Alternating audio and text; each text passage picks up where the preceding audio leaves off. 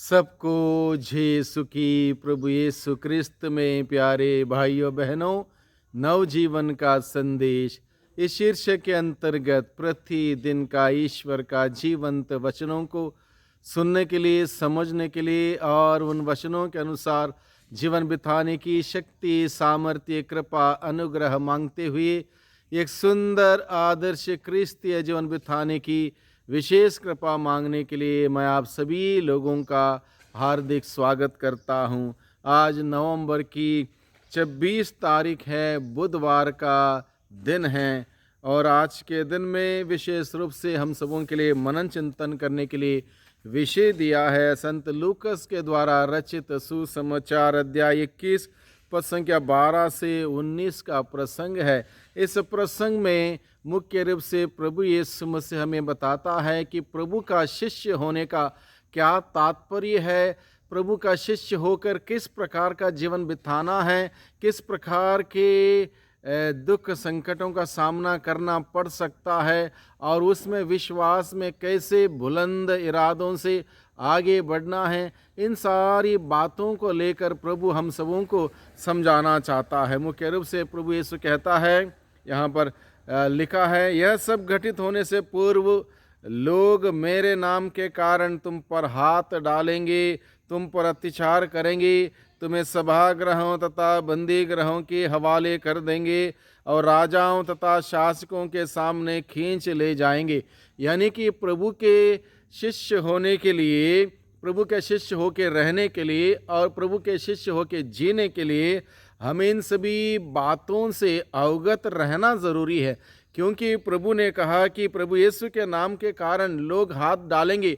आपने गलत किया हो ना किया हो, आपकी कोई गलती हुई हो नहीं हुई हो, लेकिन लोग जो अंधेरे में रहते हैं वो उजाले को पसंद नहीं करते, असत्य में रहते हैं, सत्य को बर्दाश्त नहीं करते। इसलिए प्रभु यीशु मसीह जो सत्य है, जो न्याय है, जो प्रेम है, जो शांति है, जो क्षमा है, उसका अनुसरण करने वाला व्यक्ति उसके मूल्य और सिद्धांतों के अनुसार जब जीवन बिताएंगे, निश्चित रूप से अंधकार में रहने वाले लोग इस बात को पसंद नहीं करेंगे, ना सत्य को स्वीकार करेंगे, ना न्याय को स्वीकार करेंगे। इसलिए क्या है, हाथ डालेंगे, यानी कि लोग प्रभु के शिष्यों पर हाथ डाल सकते हैं, मार सकते हैं, अत्याचार कर सकते हैं, सभागृह तथा बंदी गृहों के हवाले कर सकते हैं, राजाओं तथा शासकों के सामने खींच ले जाएंगे।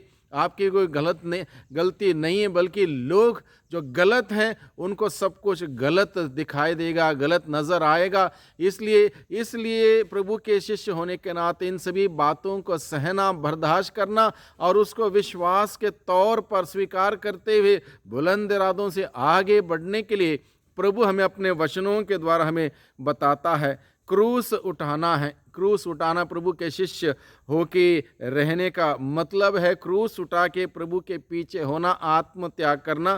क्रूस का तात्पर्य है विरोध का सामना करना, सताया जाना, तरह तरह के अत्याचार सहना, यह है क्रूस है। और इस क्रूस को हम नीचे नहीं रख सकते, बल्कि उसको उठाते हुए प्रभु की ओर अपनी दृष्टि लगाकर आगे बढ़ने की आवश्यकता है। ये जीवन इतना आसान नहीं है, चुनौती भरा जीवन है, कठिनाइयों से भरा हुआ जीवन है, क्रूस से लदा हुआ जीवन है और यही जीवन हमें अनंत जीवन की ओर ले चलेगा। यही बात प्रभु हमें आज के दिन में बताना चाहता है। प्रभु के शिष्यों को अलग अलग अधिकारियों के सामने सत्य के लिए खड़े होकर दिखाना होगा, साबित करना होगा कि हम किसके नाम से यहाँ पर हैं या खड़े हैं या कार्य करते हैं, क्योंकि जिसने हमें बुलाया वो हमारे साथ है। इसलिए हमें हिम्मत हारने की ज़रूरत नहीं, घबराने की ज़रूरत नहीं, परेशान होने की ज़रूरत नहीं।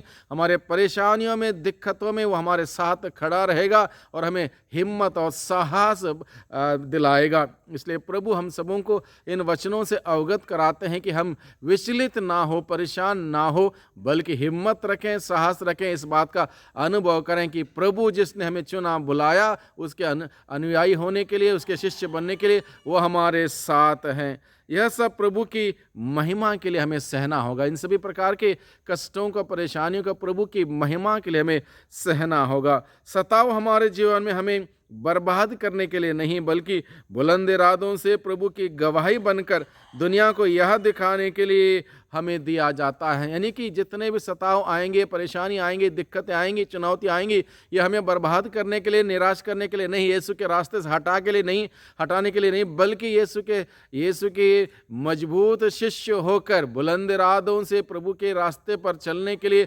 प्रभु का अनुसरण करने के लिए हम सबों को ये सताव हमारे जीवन में आएंगे। इसको हमें विश्वास की दृष्टि से ग्रहण करते हुए, विश्वास के अंदाज से जीते हुए प्रभु के साथ जुड़े रहने की, बने रहने की आवश्यकता है।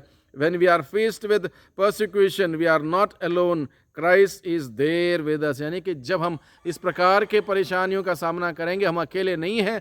यीशु जिसने हमें बुलाया हमारे साथ है, इसलिए प्रभु हमें बोलने के लिए शब्द देगा। जब ऐसी परिस्थिति आएगी, प्रभु जो हमारे साथ हैं हमें बोलने के लिए शब्द देगा। कब क्या बोलना है, क्या नहीं बोलना है, वो आत्मा हमें सिखाएगा। आत्मा के द्वारा हमें शब्द दिए जाएंगे, इसलिए हमें घबराने की ज़रूरत नहीं है। प्रभु हमें बताता है, sometimes the hardest persecution comes from those closest to us. कभी कभी सताव हमारे अपने प्रियजनों से, अपने घर परिवार के लोगों से आ सकता है। यानी कि हर प्रकार से हमारे जीवन में कठिनाइयों का सामना हमें करना पड़ सकता है। अगर हम प्रभु के साथ जुड़े रहना चाहेंगे, बने रहना चाहेंगे, प्रभु के शिष्य बनकर प्रभु का अनुसरण करना चाहेंगे, इन सभी बातों को हमें स्वीकार करने के लिए, सहने के लिए, बर्दाश्त करने के लिए और प्रभु के पीछे चलने के लिए हिम्मत के साथ प्रभु के पीछे चलने के लिए निरंतर हमें तैयार रहना होगा। इसलिए प्रभु हम सबों इन सभी बातों से